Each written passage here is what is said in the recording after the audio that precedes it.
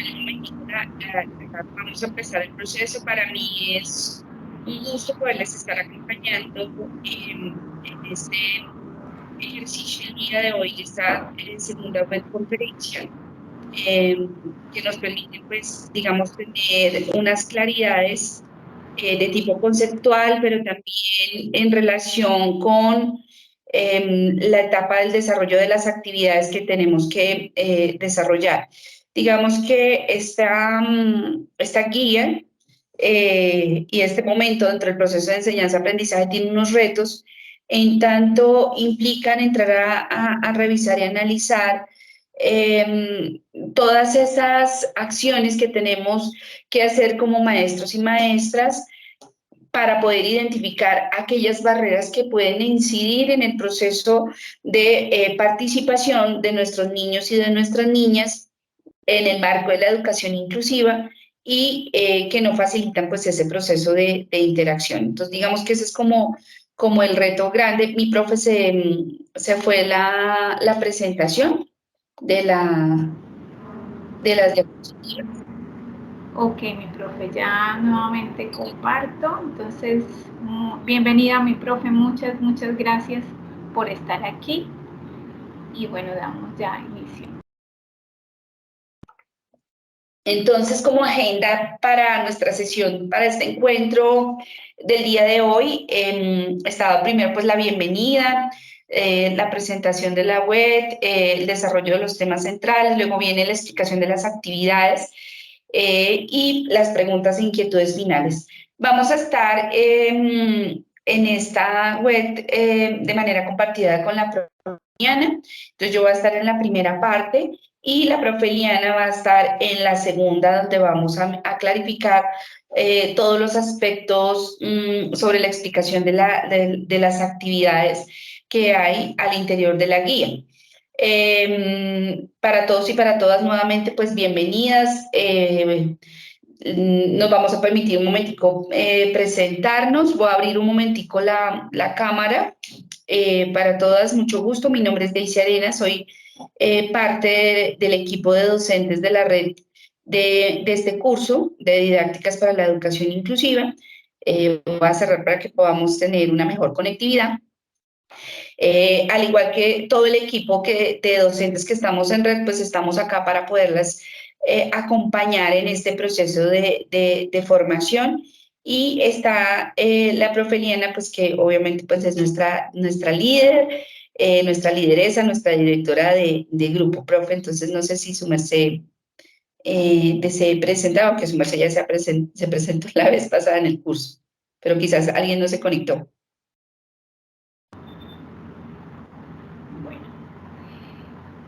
Bueno, muy buenos días nuevamente. Es que tengo problemas con mi cámara del computador y estoy haciendo la presentación. Pero bueno, mi nombre es Eliana Páez Carvajalino. En este periodo académico estoy acompañando el curso de rol como tutora y también como directora. Entonces, muchas gracias por su puntualidad en nombre de todo el equipo de la red de tutores. Listo, entonces digamos que uno de los desafíos que tenemos en el marco de esa atención y esa comprensión a la diferencia y a la diversidad, hay que comprender, como lo van a ver en la imagen que vamos a ver en la diapositiva siguiente, la docencia es como un viaje en un tren, ¿sí? Entonces, y de manera permanente estamos haciendo un ejercicio muy importante en relación con la comprensión de los contextos, de las realidades que se presentan en los contextos y cómo desde el estudio de las ciencias de la educación, de la pedagogía, de la didáctica y desde las ciencias sociales podemos comprender esos fenómenos y responder a esa diversidad y esa diferencia presente en los diferentes escenarios y contextos. Entonces, siguiente diapositiva, mi profe, muchas gracias. De eso es muy importante tener, digamos, como un breve contexto de lo que ha significado en términos generales, la atención a las personas con discapacidad. Yo les voy a recomendar que si es posible se puedan leer un documentico, es un documento muy pequeño, que tiene 20 páginas, se los vamos a compartir a través del foro, y es un documento que se llama de la segregación a la educación inclusiva. Y es un recorrido histórico realmente en 20 páginas muy interesante en relación con lo que ha significado para la historia de las personas con discapacidad entrar a ser parte efectiva en toda la toma de decisiones de lo que hace cualquier sujeto y cualquier ser humano. Entonces, digamos que las personas con discapacidad han vivido históricamente un proceso de exclusión, de segregación de los diferentes entornos. Y hoy en día, digamos de que pese a que hemos avanzado muchísimo dentro de la construcción de los marcos normativos, pero también hemos avanzado en esas construcciones sociológicas, filosóficas de las concepciones de los sujetos, de esas construcciones y visualizaciones desde la sociedad misma, aún siguen persistiendo algunas situaciones. Entonces, digamos de que hemos pasado por estas tres etapas muy complejas de la exclusión, de la segregación, de la integración y de la inclusión. Muy rápidamente, digamos de que esto ha tenido marcadas, cada una de estas apuestas ha tenido marcadas unas acciones que se han encaminado tanto dentro de las políticas públicas, pero también dentro de las concepciones de los sujetos. Dentro de este ejercicio es muy importante entrar a aterrizarlo en el marco de las propuestas de educación. ¿Por qué dentro de las propuestas de educación? Porque todos acá somos maestras y maestros y debemos comprender esa historia dentro de ese contexto, dentro de ese contexto para poder comprender las transformaciones que se han dado paso a paso. Mi profe, la siguiente, por favor. De esta manera, dentro de ese contexto histórico, podemos entrar a ver unas apuestas que se han tenido en Colombia, pero que también se han tenido a nivel mundial frente a cada uno de los procesos para atender esa diferencia y esa diversidad. Entonces, básicamente, digamos que para tener un contexto histórico, en los años 70, empieza a verse la necesidad de poder ver a esas educaciones de lo que en su momento se veía la educación desde los anormales, y era denominada de esa manera, desde los anormales, cómo se generaban ciertos procesos de atención desde la segregación a través de instituciones especializadas que se llamó, digamos, todo un enfoque y un modelo de lo que se denominó el modelo de educación especial. Sin embargo, dentro de las prácticas, dentro de estas instituciones de educación especial, básicamente dentro de las prácticas casi que no se veían procesos de educación, sino que eran acciones más enfocadas hacia la rehabilitación de las personas con discapacidad que realmente de esa educación. Entonces, digamos de que en términos prácticos, este proceso se dio en Colombia desde los años 70 y aún persiste en algunos escenarios y en algunos territorios esta tendencia a pensar que las personas con discapacidad deben estar dentro de estas instituciones para poder recibir pues una atención mucho más de calidad. Digamos de que esos son los discursos que circulan desde algunas miradas y de algunas perspectivas. Sin embargo, es claro que dentro de estas luchas que han tenido las personas con discapacidad, las familias, sus cuidadores, las organizaciones de la sociedad civil, por equiparar esas oportunidades, hicieron muy rápidamente que dentro de ese plano académico, conceptual, a finales de los años 70 se empezara a generar esta postura de pensarse en la integración. Lo que ocurre es que posteriormente, digamos que algunas instituciones educativas en algunos escenarios, sobre todo en Bogotá y Antioquia, empezaron a abrir la posibilidad de tener algunos estudiantes al interior de las instituciones, pero posteriormente con la ley, con la reforma que hubo, todo el proceso de la Constitución Nacional en 1991, se dio toda la apertura a que quedara dentro de nuestra norma de normas, la visualización y caracterización de ver la diferencia y la diversidad como ese valor, y que a su vez el Estado colombiano, a través de sus diferentes instituciones, empezará a adoptar acciones para poder responder a esa diferencia y a diversidad. Y por supuesto, la educación y las escuelas no estaban ajenas a este proceso. De ahí que en la Constitución de 1991, uno cuando revisa el artículo 13, el artículo 10, 64, 68, 115, podemos ver acciones específicas que están dadas en este sentido de la educación para todos y para todas. Pero dentro de este proceso, esta primera apuesta de la integración escolar tuvo todo un sentido tanto en el desarrollo de la política pública como en esa perspectiva de sujeto. Y dentro de este proceso, nosotros, y de una práctica, por supuesto, posteriormente salió la Ley General de Educación de 1994, y ahí en la Ley General digamos, de Educación de 1994 ya consolida todo un corpus donde nos dice a las instituciones del país qué acciones deben emprender específicamente desde el marco de la integración escolar para atender a todos los chicos con discapacidad. Dentro de esa perspectiva de sujeto es muy importante empezar a mirar que la perspectiva se centró desde el concepto de necesidades educativas especiales. Por esa razón, cuando nosotros hablamos de necesidades educativas especiales, lo ubicamos dentro de un contexto histórico, pero desde una perspectiva de sujeto, desde esa propuesta de integración escolar. Al interior de las instituciones educativas, ¿qué ocurrió?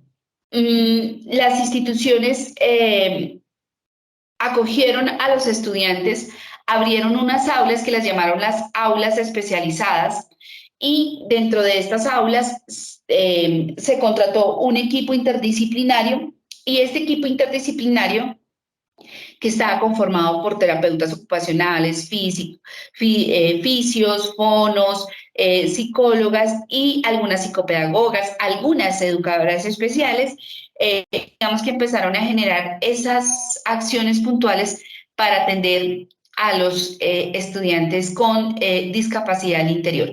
Es decir, que dentro de la propuesta de integración, para clarificarlo y para poder cerrar, la perspectiva de sujeto era el estudiante con necesidades educativas especiales.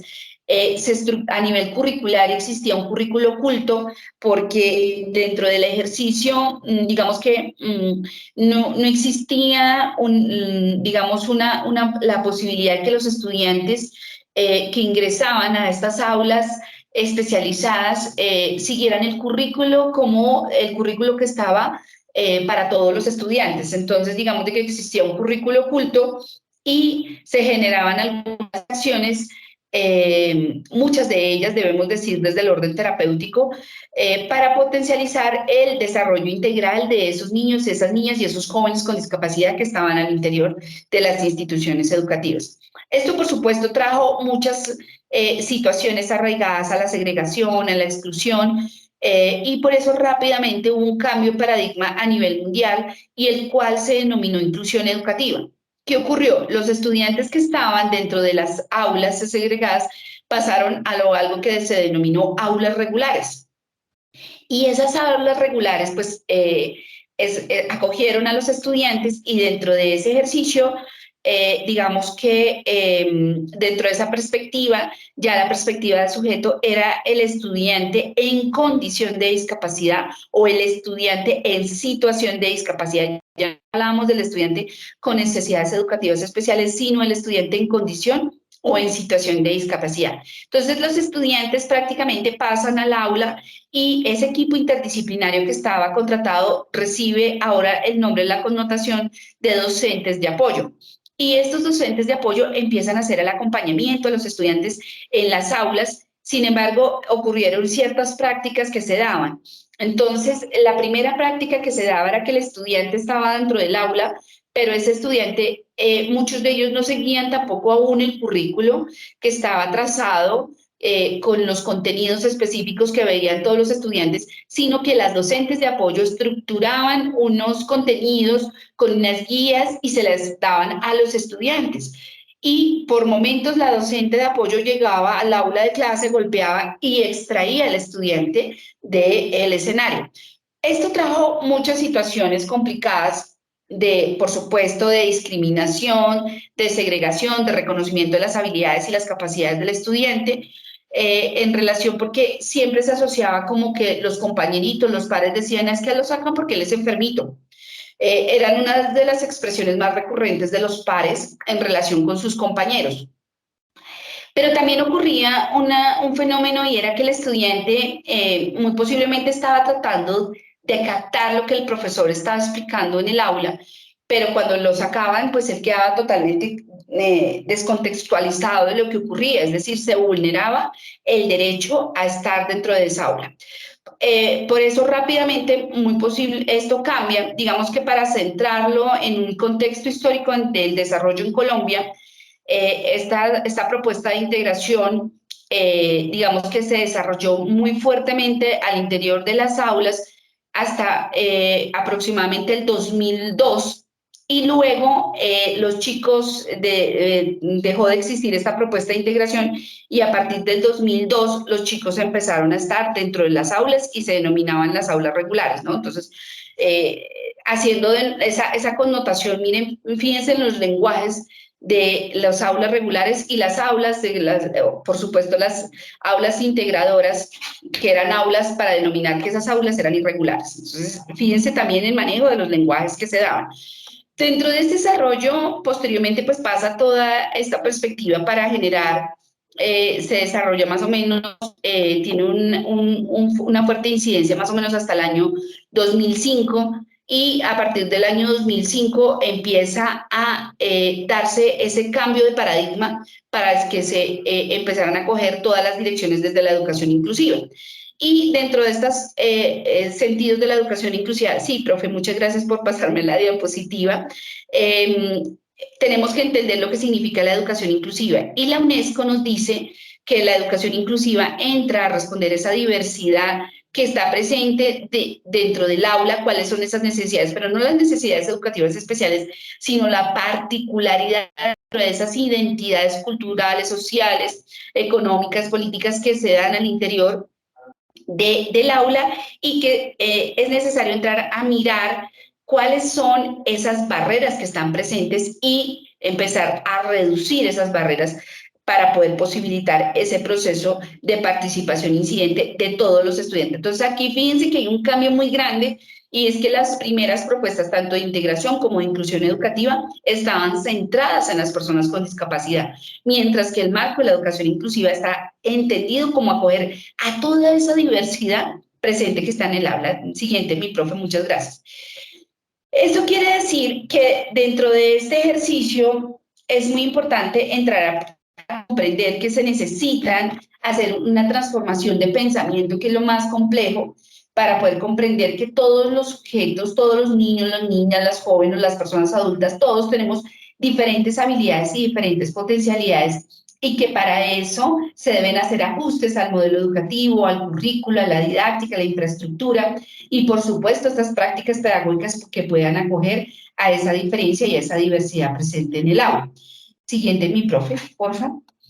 Entonces, básicamente, para hacer un paralelo, dentro de estas dos propuestas, tanto de integración como de educación inclusiva, vamos a ver que la integración tenía la concepción del estudiante con necesidades educativas especiales, que todo el apoyo se centraba en el estudiante, se centraba en las personas con discapacidad, estaba bajo principios de la igualdad, y digamos que cuando existe un currículo absolutamente homogéneo, pues no va a responder a esa diferencia y esa diversidad. Se hicieron cambios muy superficiales, y digamos de que la inserción era parcial del estudiante dentro de esa dinámica y esa cultura institucional que se da al ejercicio de la participación de todos y todos los estudiantes. Y la persona era la que se adaptaba, era una de las situaciones más complejas, porque el estudiante llegaba y esa era la oferta que estaba y el estudiante tenía que adaptarse. Y buscaba corregir esa diferencia, cómo podemos normalizar esa diferencia. mientras que la educación inclusiva está dirigida a todos los estudiantes, se centra en los ajustes razonables y los apoyos que se deben dar en el aula, en las capacidades. Fíjense que no habla de las necesidades, sino en las capacidades. Está basada sobre los principios de la equidad, de la cooperación, del respeto, de la solidaridad, del reconocimiento a esa diferencia como valor. Digamos de que hay una ruptura en el sistema educativo que empieza a reconocer que no puede existir una educación homogénea, sino que debe existir una propuesta que pueda reconocer realmente esa otredad y busca enriquecerse a partir de esa diferencia, ¿verdad? Como valor. Siguiente, mi profe, muchas gracias. En ese sentido, digamos de que es muy importante entrar a revisar los elementos que se tienen como apuestas dentro de lo pedagógico. Entonces, dentro de las apuestas de la educación inclusiva, empezamos a ver todos los procesos de flexibilización curricular, los procesos de diversificación curricular, el DUA como apuesta pedagógica para poder atender esa diversidad, el PIAR como protocolo que está dado para poder incluir aquí, ahí, digamos, todos esos ajustes razonables que se deben dar para promover esa equiparación de oportunidades para los estudiantes y empiezan a mirarse cómo se empieza a fortalecer todo ese sistema para potenciar las habilidades. Siguiente, mi profe, muchas gracias. Eso quiere decir que dentro de las barreras hay que entrar a mirar una situación. Ahora aquí vamos a centrar el tema de la concepción de sujetos en el marco de la educación inclusiva, que tiene todo un contexto social, histórico, político en relación con el concepto de discapacidad.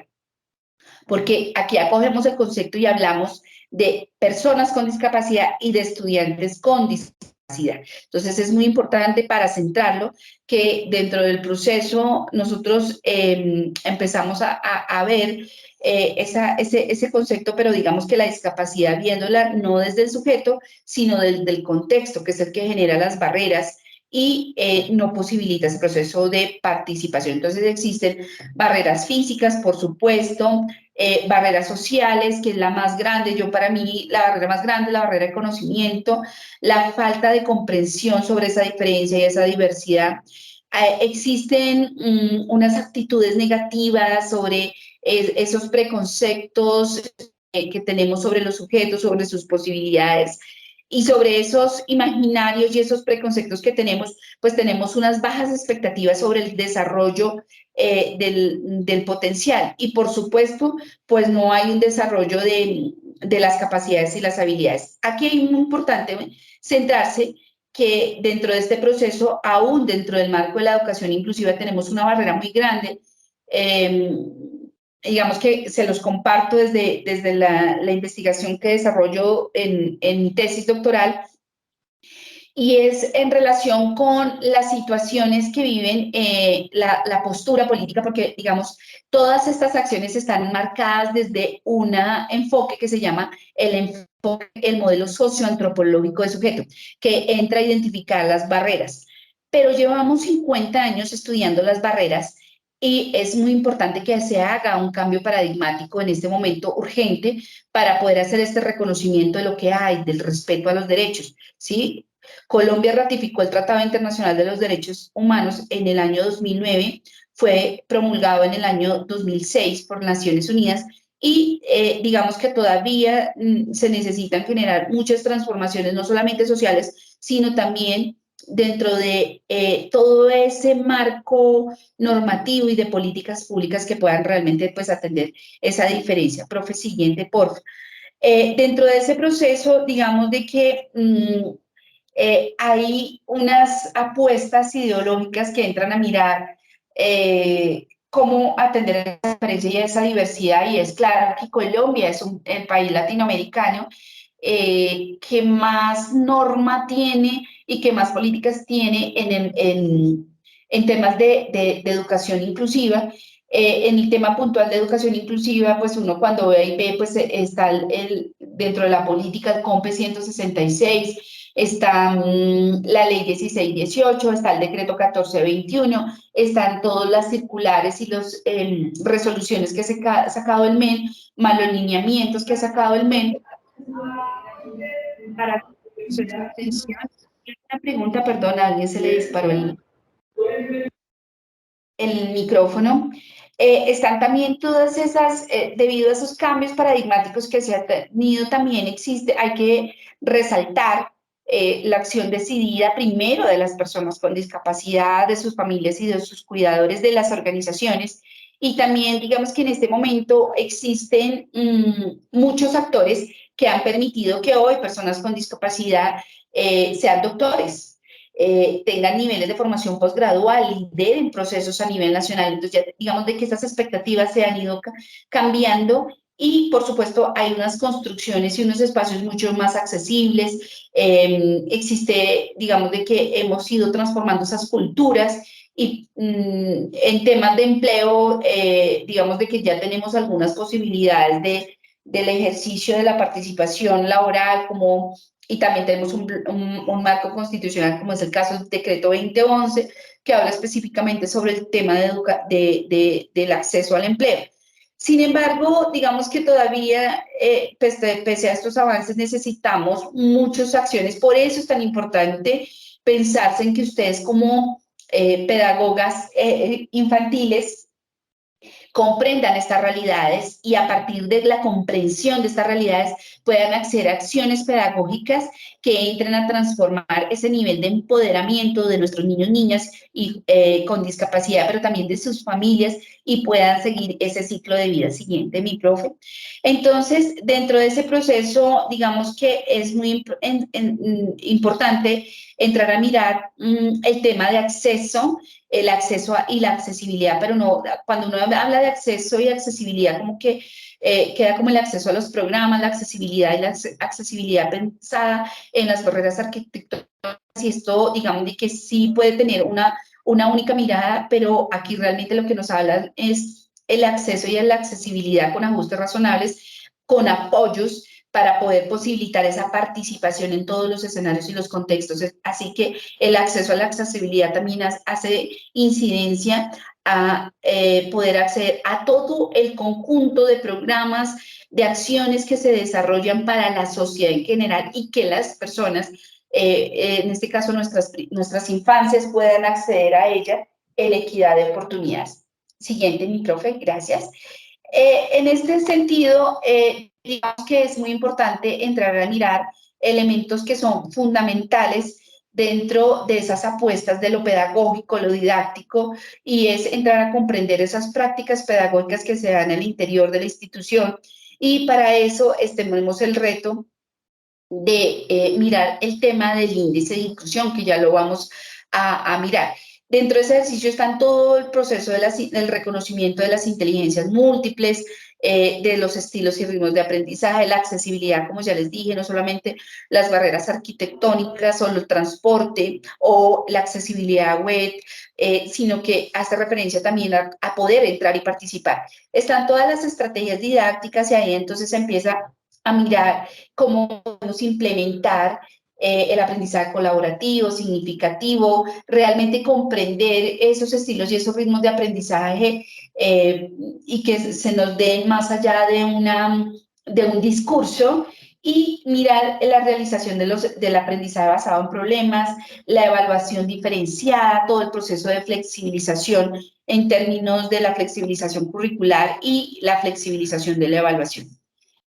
Entonces, para eso, para poder, digamos, armonizar una institución educativa, el índice de inclusión es una de las propuestas que nos hacen desde la UNESCO, que Colombia, por supuesto, adoptó y que hizo todo un ajuste en este protocolo que nos dan para poder identificar. El índice de inclusión no es más que un protocolo que está dado para que las instituciones educativas puedan generar un proceso de autoevaluación. Esto quiere decir que al interior de las instituciones educativas se puede conformar un equipo de profesores y de integrantes de la comunidad educativa, donde está la parte docente, la parte directiva, la parte administrativa, los profesionales de apoyo, las familias, los estudiantes, para poder implementar este índice de inclusión. En ese sentido, en relación con ello, es necesario entrar a mirar que el índice de inclusión tiene tres dimensiones grandes. La primera habla sobre crear culturas inclusivas, la segunda sobre generar políticas inclusivas y la tercera prácticas inclusivas. La primera hace un aspecto muy importante y es que habla sobre cómo hacemos para crear una institución que sea acogedora, que sea, que respete esa diferencia y que todos los integrantes se sientan valorados. Entonces aquí hay un cambio muy importante y está relacionado específicamente con comprender que la educación inclusiva y dentro de esa creación de esa cultura, de esas políticas y de esas prácticas están los maestros. Los maestros deben sentirse acogidos, valorados, respetados, los padres de familia, todos los integrantes que hacen parte de la comunidad educativa. Entonces aquí es uno de los desafíos más grandes el generar esa cultura. Pero también nos habla sobre generar las políticas y miran cómo es que se va a hacer para que la comunidad pueda facilitar la participación de todos y todas en esa toma de decisiones dentro del interior de la institución. Y dentro de las prácticas, digamos que tiene que ver cómo se hace para promover la participación efectiva, asertiva dentro del proceso de la toma de decisiones. O sea, es decir, que estas prácticas no solamente hacen alusión, porque uno a veces cuando habla de práctica, como que lo reduce únicamente al espacio de formal del proceso de enseñanza-aprendizaje en el aula, y esta, digamos que en este caso el índice de inclusión abre una perspectiva para mirarse que todas las prácticas que se dan y que tienen todos los actores que hacen parte de esa comunidad educativa. Dentro de este ejercicio, digamos que dentro de las dimensiones están unos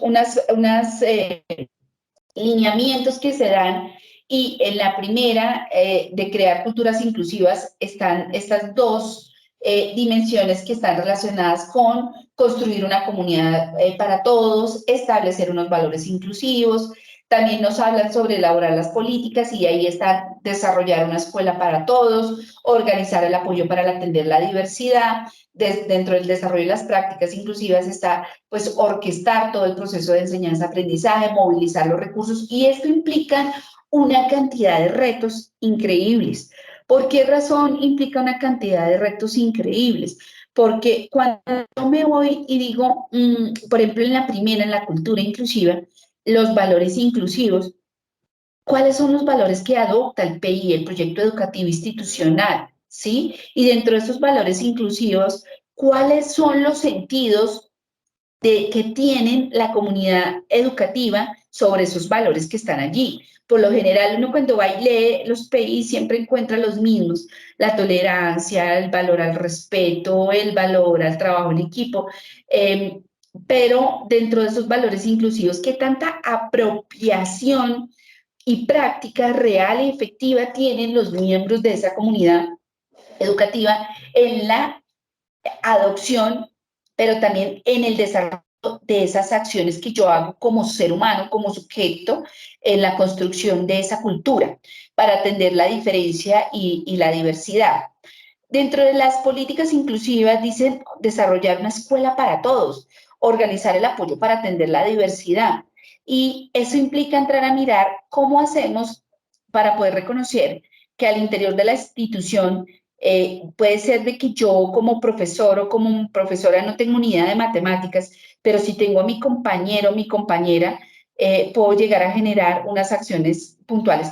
Mi profe, qué pena contigo, puedes pasar a la siguiente, muchas gracias. Eso hace que dentro del proceso yo tenga que entrar cuando yo digo apoyo para atender a la diversidad, tenga que movilizar inclusive a los mismos profesores, valorar los aprendizajes, las experiencias de los maestros, valorar las experiencias de los padres de familia, porque los padres de familia, por lo general a nosotros nos dan sopa y seco sobre conocer qué es lo que ocurre con su hija o su hijo, porque ellos traen toda una historia, una carga, una historia que hace que se vuelvan expertos en conocer y reconocer las habilidades de sus hijas y de sus hijos. Y también está, digamos, en la última, cómo hago para movilizar los recursos, para facilitar, orquestar ya el proceso de enseñanza y aprendizaje, ¿cierto?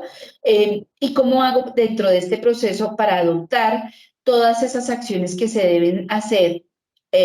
Por ejemplo, si yo tengo a un estudiante en el ejercicio y lo caracterizo, y tengo un estudiante con capacidades excepcionales, y resulta que lo tengo en tercero de primaria, pero hago la valoración de la competencia curricular y el estudiante debe estar promovido a 10º. ¿Cómo hago yo al interior de la institución que tanto de eso de flexibilización está en la estructura curricular, en el PI, en el manual de convivencia, para permitir la promoción de este estudiante, para permitir que el estudiante pueda presentar sus pruebas, a ver, pueda egresar, pueda generar todo ese tipo de acciones? Y eso hace parte de esa cultura, pero sobre todo de las políticas, ¿m? Y de las prácticas que se deben hacer para generar este proceso. Por supuesto, cada una de estas, ustedes van a encontrar en la guía de aprendizaje, van a encontrar unas acciones específicas dentro de cada una de las dimensiones y se les va a solicitar, ya la profe Liana les va a clarificar este punto más a profundidad, pero digamos que cada una de estas dimensiones tiene unos indicadores y esos indicadores dan pie para poder reconocer qué tantas acciones se generan al interior de las instituciones educativas para crear esas culturas, para elaborar las políticas y para desarrollar esas prácticas. Entonces, hasta aquí mi primer acompañamiento. Muchas gracias, profe Liana, y a ustedes por su atención. Y pues damos paso pues al siguiente aspecto de la guía. No sin antes saber si hay alguna pregunta. Muchísimas gracias, profe Daisy. Muchas gracias por todos sus aportes. Vamos a seguir aquí. Tengo abierto el documento del INDEX en relación a lo que al finalizar nos orientaba la profe Daisy sobre las dimensiones y cada uno de los indicadores. Vamos a ponerlo acá a proyectarlo. No.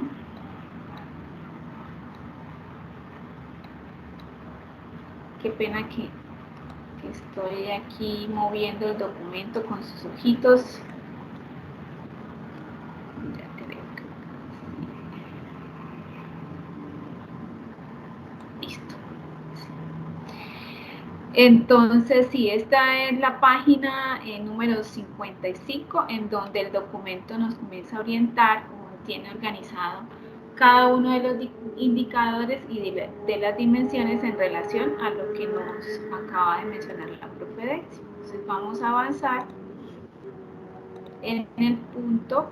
¿Están viendo mi presentación?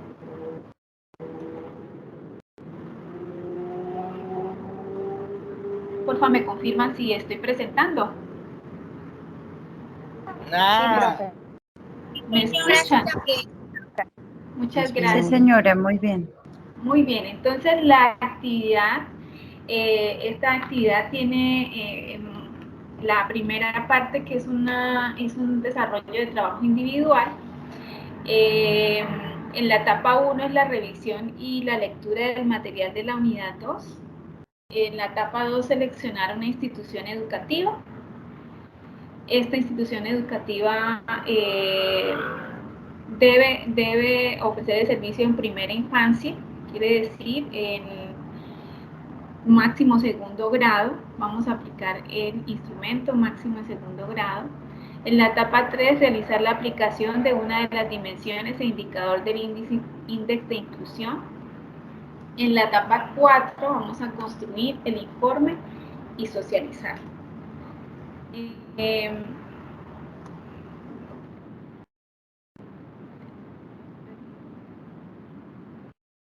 Voy a proyectar la guía. Ahora aquí vamos revisando la guía.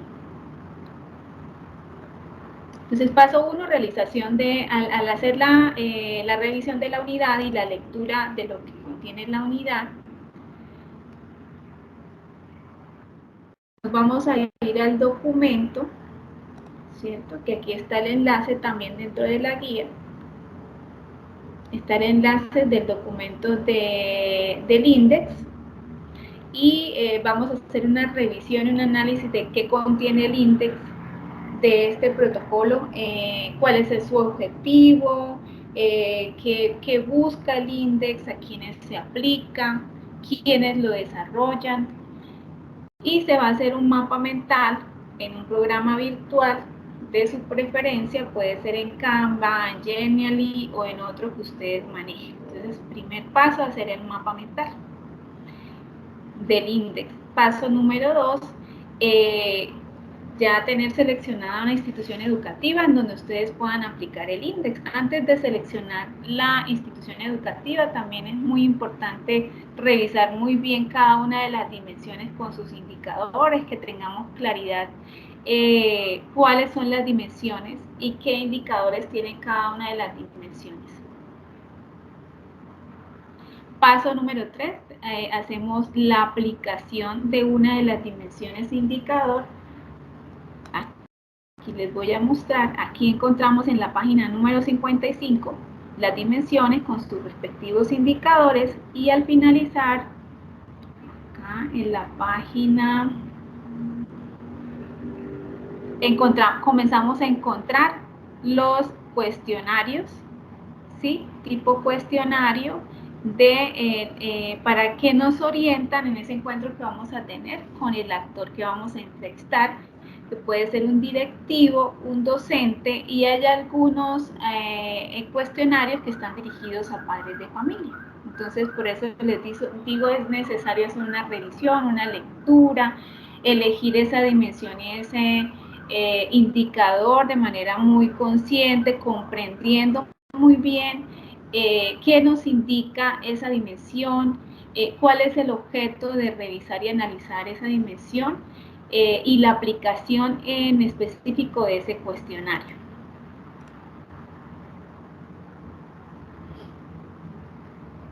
Luego de que apliquemos el cuestionario, vamos a comenzar a hacer la construcción del informe, que debe ser socializado en el foro con los compañeros.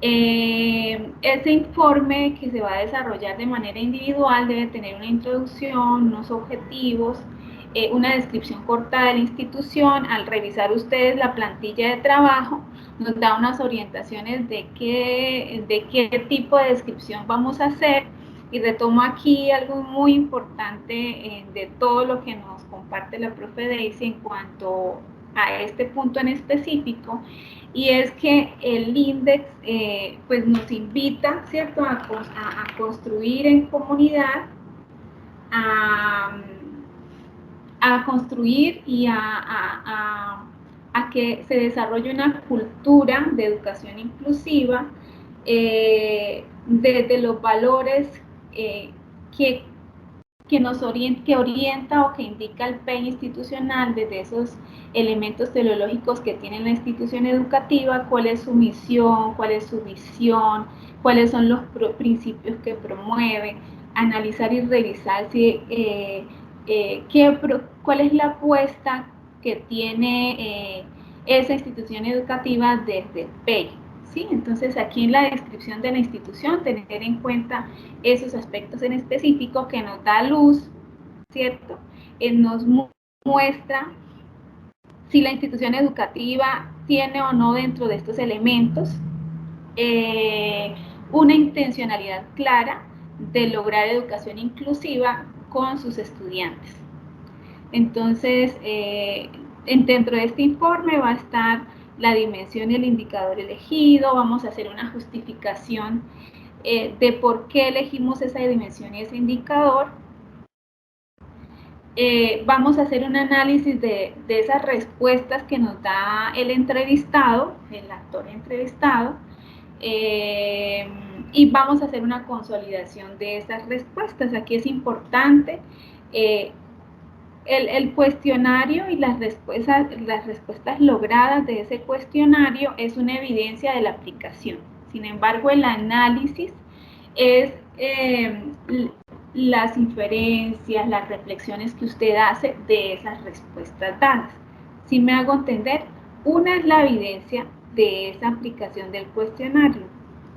Y en este punto donde nos dice análisis de la aplicación, o sea, análisis de esos resultados, de esas respuestas que me dio, de esas observaciones que yo logré hacer, este es un ejercicio realmente que busca un acercamiento del estudiante a una institución educativa, que pueda ir a hacer una observación desde esos presaberes y saberes que hemos venido construyendo en el curso, ¿sí? Entonces, vamos a hacer una observación muy respetuosa de la institución educativa, del trabajo que hace el maestro, de ese ambiente, ¿cierto?, que se vive en la escuela.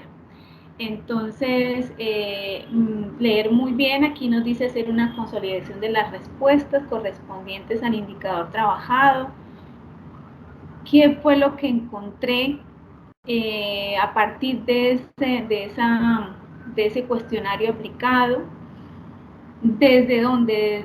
Desde el quehacer pedagógico, en este caso desde su rol como maestros en formación, lo que observan, lo que comprenden y alcanzan a analizar de ese ambiente que hay escolar, y desde ese análisis que ustedes hacen. Por eso es importante que hagamos una caracterización de la institución.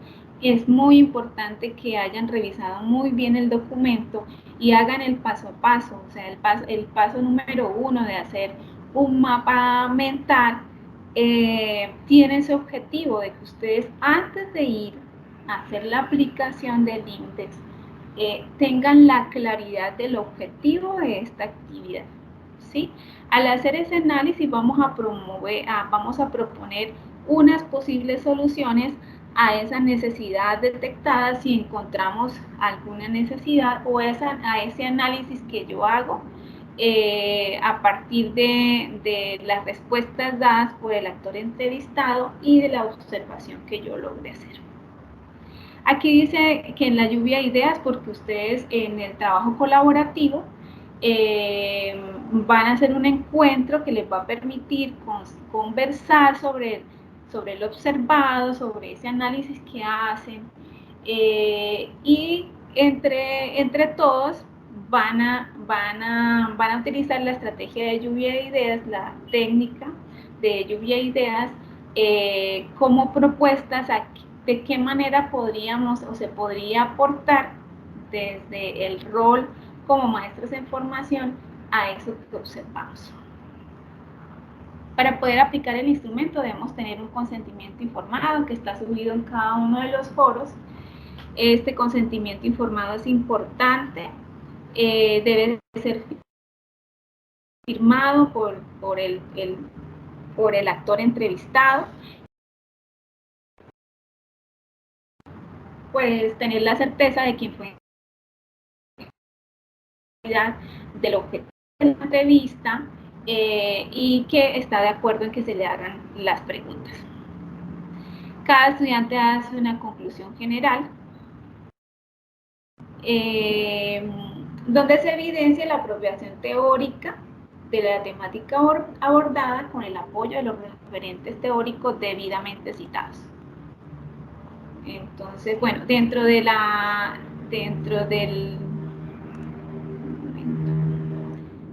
los documentos de la unidad, tenemos esta que es un recurso de la UNAD.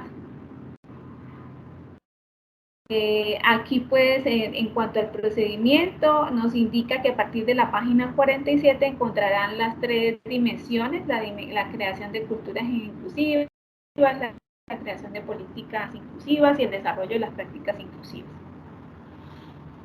Cada dimensión tiene los indicadores con sus respectivas preguntas a partir de la página 50, así como les acabo de proyectar hace un momento el documento. Entonces, en la actividad de desarrollar colaborativa, tenemos la etapa 1, que es comentar los aportes de nuestros compañeros.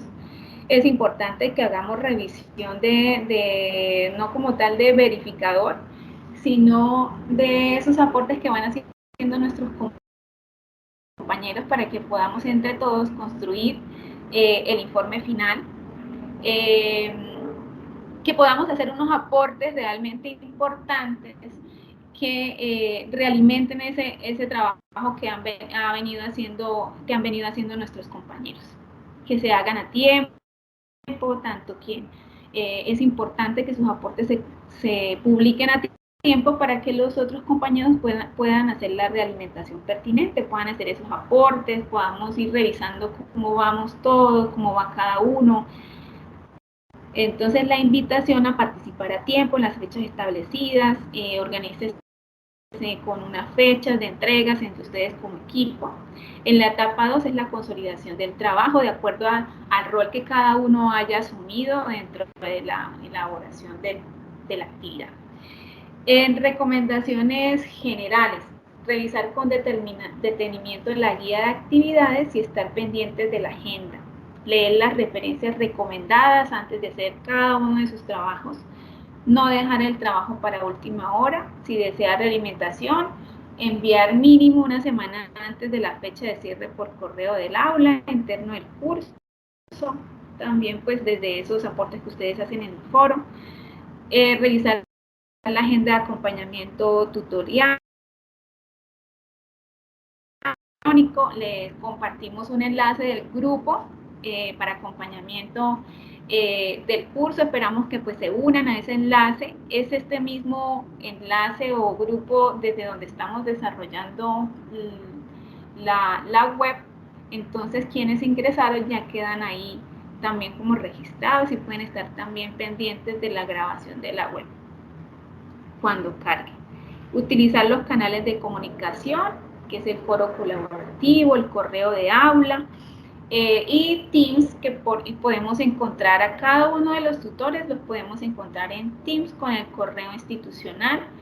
En el entorno inicial ustedes encuentran ahí el acompañamiento sincrónico y asincrónico. Ahí van a encontrar en los horarios de atención que tiene cada uno de sus tutores y el correo institucional con el cual lo pueden encontrar por Teams. Y las incapacidades, inconvenientes técnicos o calamidades domésticas debidamente soportadas para las lecciones o excusas cuando no logren hacer entregas de las actividades a tiempo. Entonces, abrimos el espacio para preguntas, inquietudes. Entonces, vamos a ver si hay una manita levantada por acá.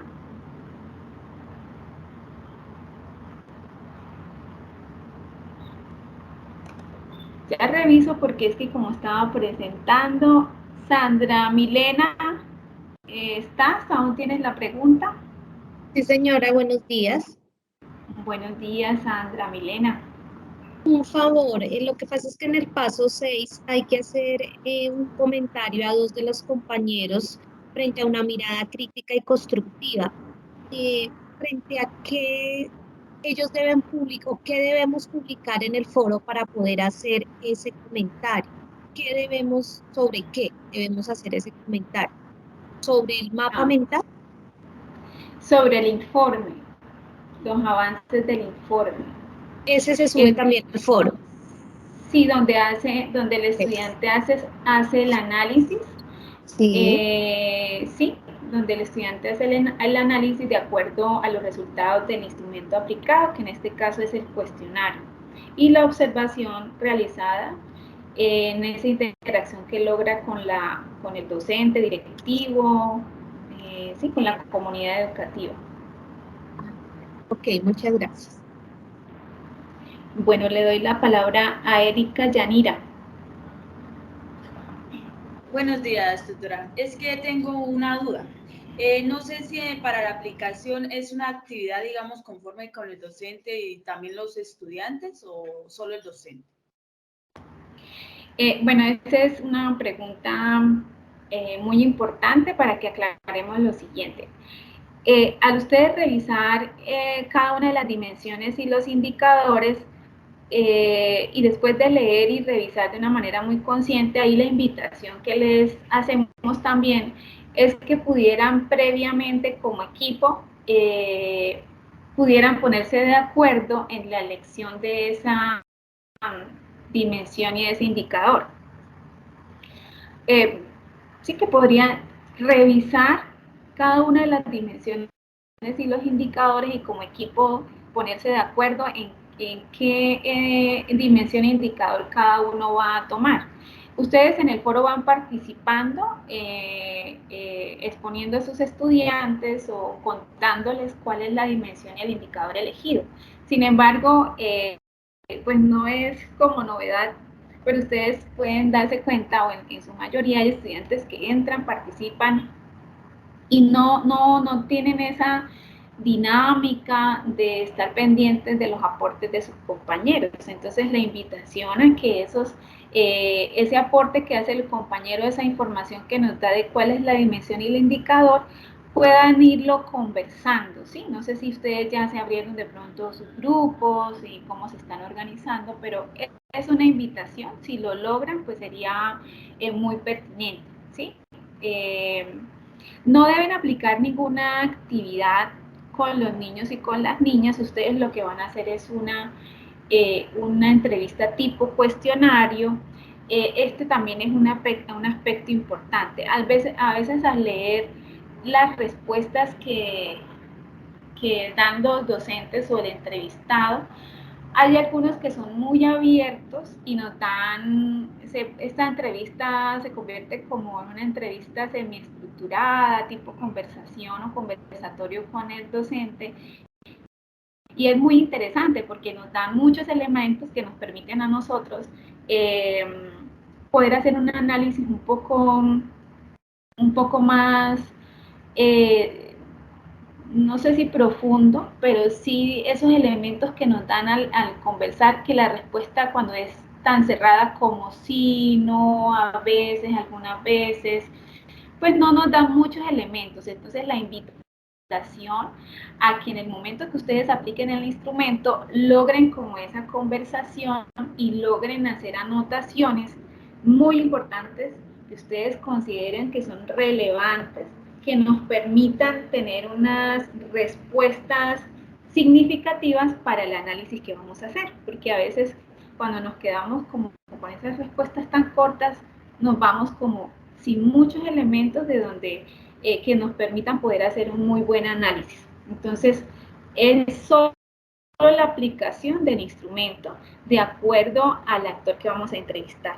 ¿Cómo se elige? Se elige cuando yo tengo la dimensión y el indicador, yo leo las preguntas y puedo identificar a quién está dirigido ese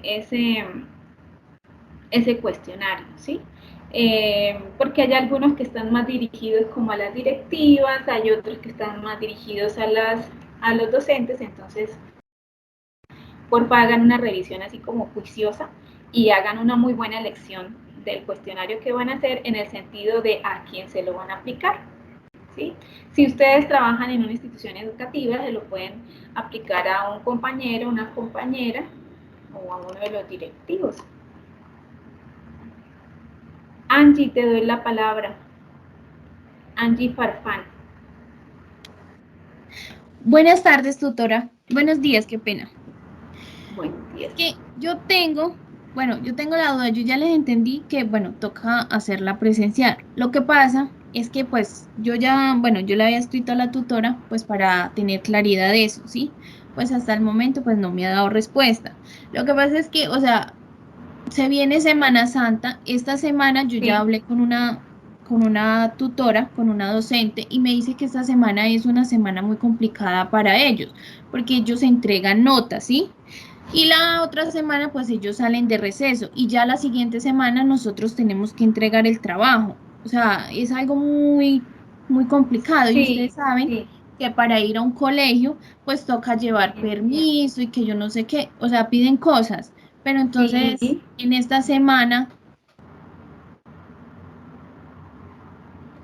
o sea, esa es mi duda, porque, o sea, sí. Muy bien, muchas gracias Angie por tu duda.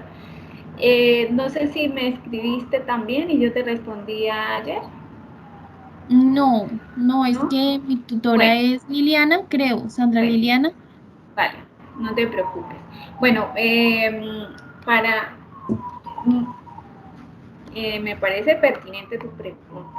Sí lo pueden aplicar de manera virtual, ¿cierto? Lo importante es que ustedes cumplan con cada uno de los requerimientos que tienen para la aplicación, que en este caso es el consentimiento informado.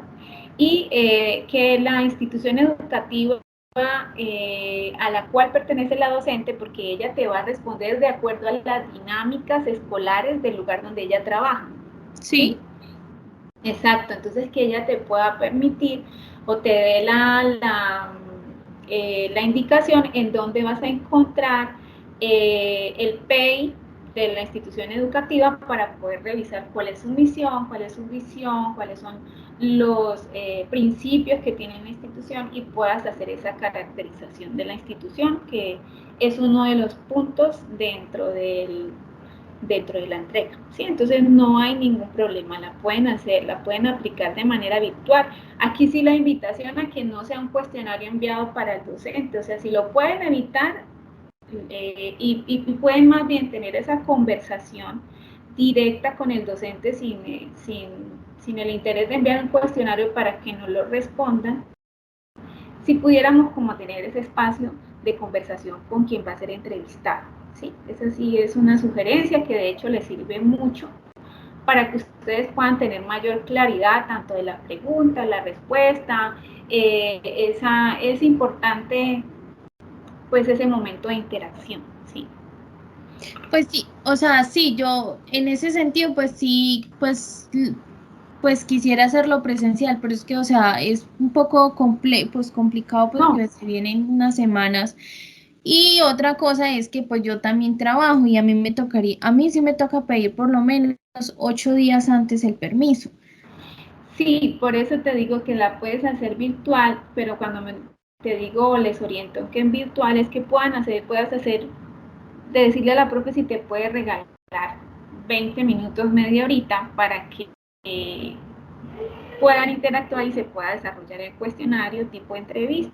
¿Sí? No Listo. que sea solo, a eso es que me refiero, no a que vaya, sino que se abra un espacio por medio de una llamada o una videollamada, como a ella le, se le facilite mucho más, ¿sí? Porque pues el entrevistado es quien nos va a hacer el espacio, entonces también debemos ser muy flexibles, pero también buscando que como estudiantes del curso que va a realizar esta actividad pueda cumplir con los objetivos, ¿sí? De la mejor manera. Le doy la palabra a Karen Aldía. Sí, buenos días. Tutora, mi pregunta es la siguiente. O sea, yo he comprendido ya con esta explicación que usted estado dando, perdón, cómo debo, pues, arrancar.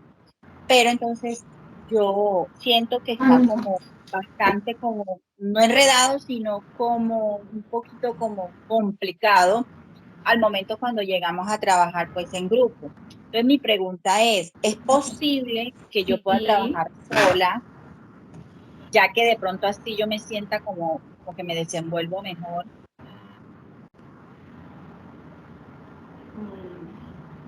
Bueno, Karen, y para todos les recuerdo que una de las metodologías que tiene la UNAM desde su modelo es promover el trabajo colaborativo, promover la interacción entre los participantes, entre los estudiantes y los tutores. ¿Sí? Es una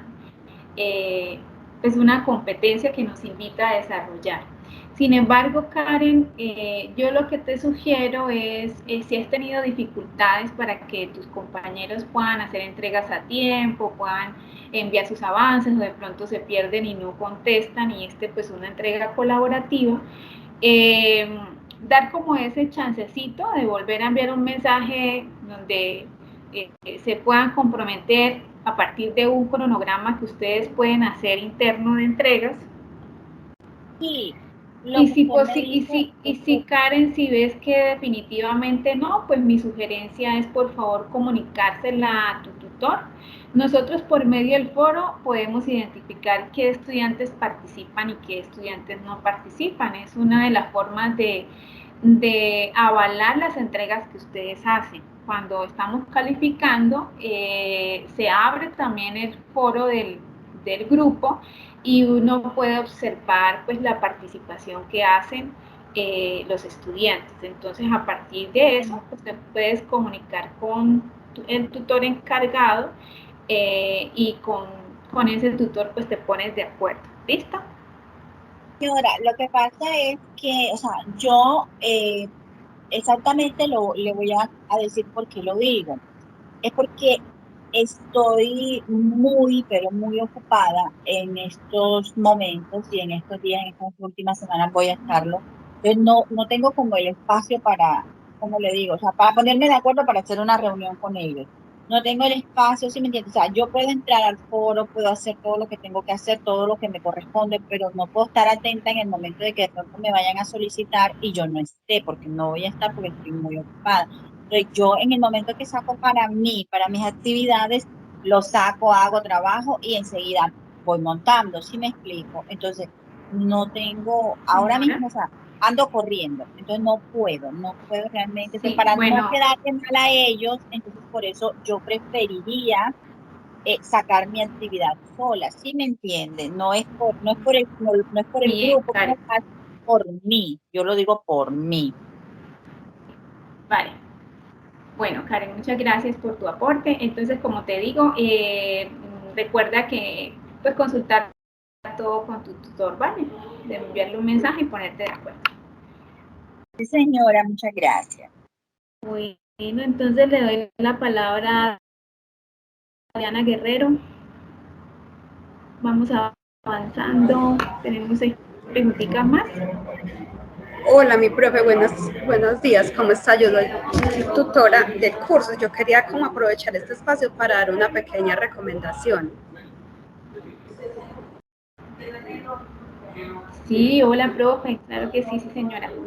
Profe, mira, lo que pasa es que en esta entrega de este trabajo yo me di cuenta de que, y en la guía dice, igual le dije a mis estudiantes, y voy a hacer, ya hice una reunión y voy a hacer otra, donde en una gran mayoría de trabajos había un alto nivel de plagio, entonces muchos reclamos de los grupos que he calificado que por qué es la calificación tan baja, entonces yo quería recordarles la importancia de que tengan en cuenta las normas APAS, incluso se compartió un documento, o sea, yo en mi foro lo compartí que la profe Eliana, nuestra directora, nos compartió para que tuvieran en cuenta, entonces pues esto tiene un impacto en sus calificaciones, entonces era como lo que yo quería decir, porque fueron como varios correos, entonces es por esta razón, porque debemos tener en cuenta la manera como citamos, ¿cierto? De pronto ustedes no lo realizan de manera intencional, pero por eso la importancia de citar los autores y documentos los cuales ustedes leen para poder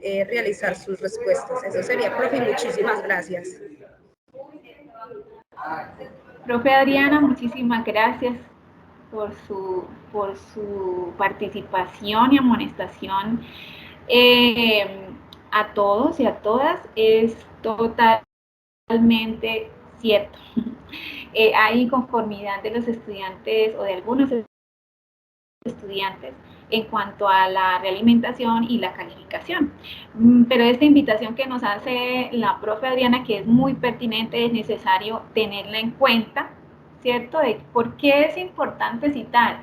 Y a veces los estudiantes, como que, o algunos estudiantes, perdón, que a veces generalice, profe, pero como que les parece cansón estar haciendo la cita o que estemos recordándoles la importancia de citar. Y entonces, en un ejemplo súper sencillo, si la profe Adriana hace un aporte, ¿cierto? Muy importante en determinado tema, pero yo tomo ese aporte y lo escribo, puede ser en un trabajo, en un ensayo, o lo digo y les doy a entender a ustedes, mis queridos estudiantes, que yo soy la dueña o autora de ese aporte que estoy haciendo y no cito a la profe Adriana. Quiere decir que al no citar, al no decir en palabras de la profesora Adriana Guerrero, ¿cierto? La estoy citando, quiere decir estoy validando y estoy dándole el lugar que tiene la profe Adriana de ese aporte que hizo, porque ella es la creadora, ella fue quien materializó un concepto, un aprendizaje o da su punto de vista y es de ella, ¿cierto? Quiere decir, yo estoy plagiando las palabras y ese aporte que ha hecho la profe Adriana. Esa es la importancia de citar. Cuando no citamos, estamos tomando lo que otro dijo como si yo lo estuviera diciendo.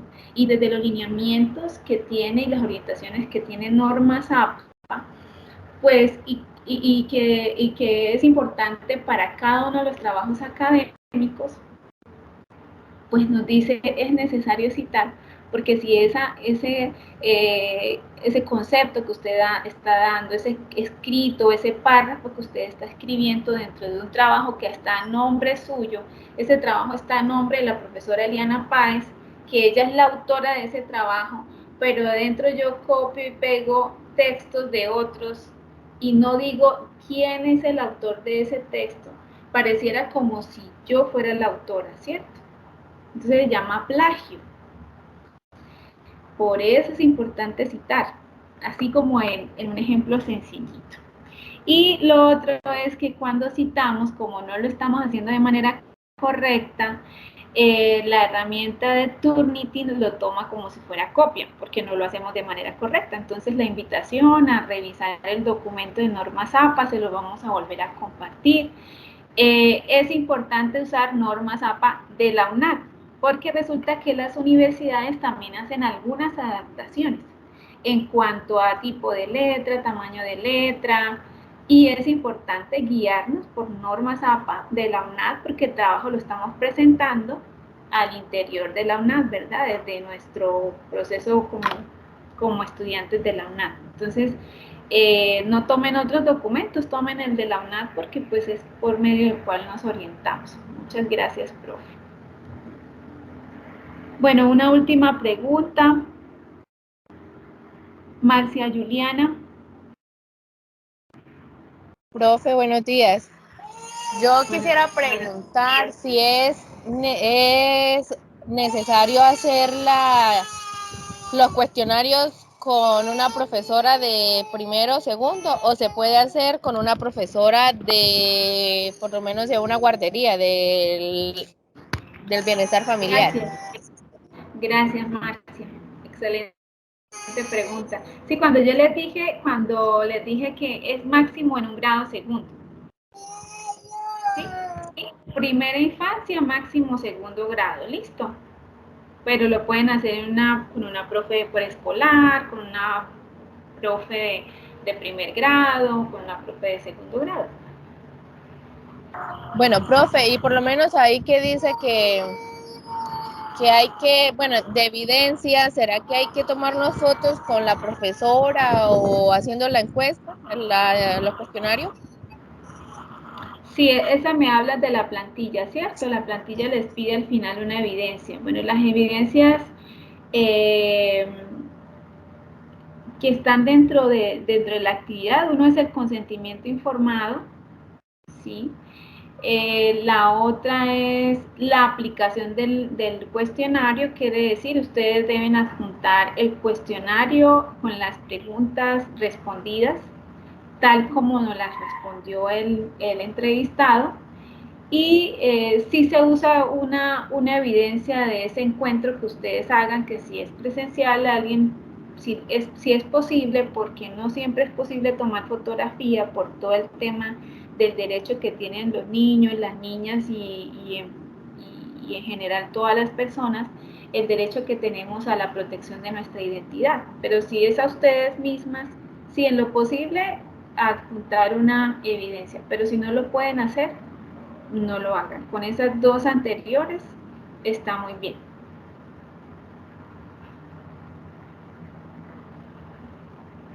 Listo, sí señora, muchas gracias. Bueno, creo que Karen ya había hecho su pregunta, Angie también, entonces parece que no tenemos más preguntas.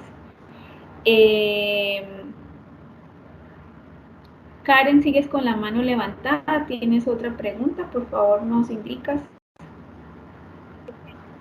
Sí, señora. Quería preguntarle una cosa. Cuando dice, ¿me escucha? ¿Hola?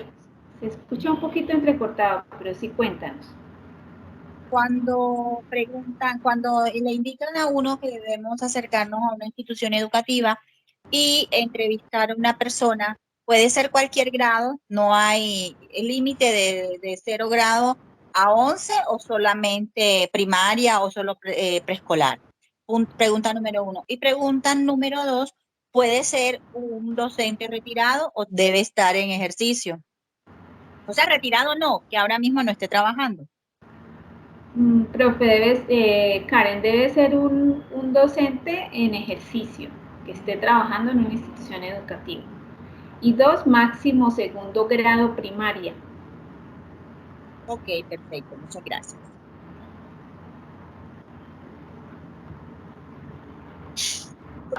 Yo tengo una preguntita. Sí, señora. Pues no sé si ya la hicieron, pero de las dimensiones que tienen indicadores y aplica toda la encuesta, todo lo que tienen los indicadores. Vamos a proyectarlo un momento acá para que podamos... Cuéntame, ¿estás viendo? Hay unas dimensiones y las dimensiones tienen varias preguntas. Sí, son 3 dimensiones. Son 3 dimensiones. Cada dimensión vamos a revisar acá. Por ejemplo, la dimensión B. Dimensión B, creación de políticas inclusivas, ¿sí? Entonces, la dimensión B tiene estos indicadores. Ustedes toman una dimensión, un indicador, un cuestionario.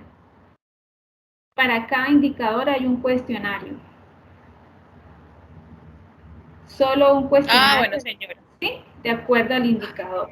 Lo que les orientaba, les decía, es que ustedes como equipo, quienes lo logren, como revisar y ponerse de acuerdo en cuál dimensión y en cuál indicador van a trabajar, pues es súper interesante. Pero una sola dimensión, un indicador, un cuestionario por estudiante. Por estudiante, ¿no? Quiere decir que ustedes en equipo van a aplicar 5 instrumentos, 5 cuestionarios. Muchas gracias. Profe, qué pena, una pregunta. Por ejemplo, si yo quiero trabajar la dimensión de desarrollo de prácticas inclusivas y mi compañera quiere trabajar otra dimensión, ¿lo puede hacer? Sí, claro. Dentro de la guía nos da la posibilidad de que cada una pueda elegir esa dimensión y ese indicador. Bueno, qué pena otra pregunta. Bueno, entonces, en el indicador, por ejemplo, indicador de desarrollo de prácticas, que es organizar el juego y el aprendizaje, dice, las actividades fomentan la participación de todos los niños. Allí hay unas preguntas. Esas preguntas yo las tengo que responder con el docente a quien le voy a hacer el cuestionario. Esas preguntas se las hace a quien le vas a hacer la aplicación del instrumento, del cuestionario. Ah, bueno, sí, señora. Y bueno, y en los cuestionarios hay que, para los niños, para los docentes y para los padres, ¿hay que hacerle uno a cada uno o solamente al docente? Bueno, recordemos, una dimensión, un indicador, un cuestionario, solo un cuestionario. Si dentro del cuestionario quizás tú ves que una pregunta está más dirigida a los niños y a las niñas, tú le pides autorización al docente de si puedes hacer esa pregunta a los niños y la puedes responder. Por eso es muy importante leer el cuestionario pregunta a pregunta, ir preparado, planear ese encuentro, planear cómo voy a preguntar, tener claridad de las palabras claves que hay dentro de ese cuestionario, porque imagínense yo hacer una pregunta de algo que quizás yo todavía ni siquiera he entendido. Entonces, hacer una muy buena planeación. Si hay conceptos que yo todavía no tengo claros, hago la consulta del concepto, porque quizás el profesor me va a preguntar a qué haces referencia. Entonces yo debo estar preparada, ¿verdad? Para el desarrollo de esa entrevista. Por eso hay que planificar muy bien y no imprimir e ir a aplicar como por tener la evidencia del desarrollo de la actividad. Entonces la invitación a hacer un trabajo muy juicioso y muy consciente desde el paso a paso que nos orienta la guía, que es la revisión del índice, que es hacer ese mapa mental que nos permita comprender cuál es el objetivo. Quizás un docente les pueda preguntar qué es el índice, no lo conozco, de qué se trata, para qué es. Y bueno, ustedes desde su rol como maestras en formación deben tener esos saberes, deben conocer muy bien para poder desarrollar una entrevista que realmente les arroje o que sea que sea una entrevista de la cual ustedes puedan tomar muchos elementos que les permitan hacer un análisis. ¿Por qué? Porque ustedes en la siguiente actividad, en la tarea que sigue, ustedes van a diseñar una experiencia pedagógica que responda a ese análisis realizado. Entonces, tiene esa secuencia esta aplicación del índice. ¿Listo? Bueno, chicas, entonces, muchas gracias por su participación. Muchas gracias por atender esta invitación, señora. Profe, qué pena, sino que en el paso 4 quería hacer una preguntita acerca del análisis de la aplicación, ¿no? Sino que en la plantilla dice que se debe hacer mínimo 2 párrafos de 500 palabras. O sea, ¿serían 1000 palabras o solamente, o sea, los 2 párrafos con 500 palabras? 2 párrafos con 500 palabras. ¿El paso 4 me dices? ¿O el Sí, porque yo pensaba que era pues cada párrafo con 500 palabras. Ah, no. ¿Te refieres ya en la plantilla, sí? Sí, señora. Ah, ok, sí. Sí, en la plantilla tiene como así como se trató de que estuviera muy bien orientada, pero si tienen dudas ya saben que lo pueden hacer por medio del grupo de Teams, agregarse porfa. Yo les envié un correíto, un mensajito con el enlace, agréguense, ahí pueden dejar sus preguntas, en la medida que podamos se van a ir respondiendo.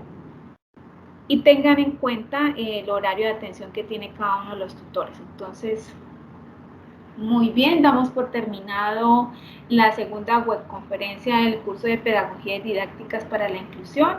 Muchas gracias a la red de tutoras por su participación y asistencia.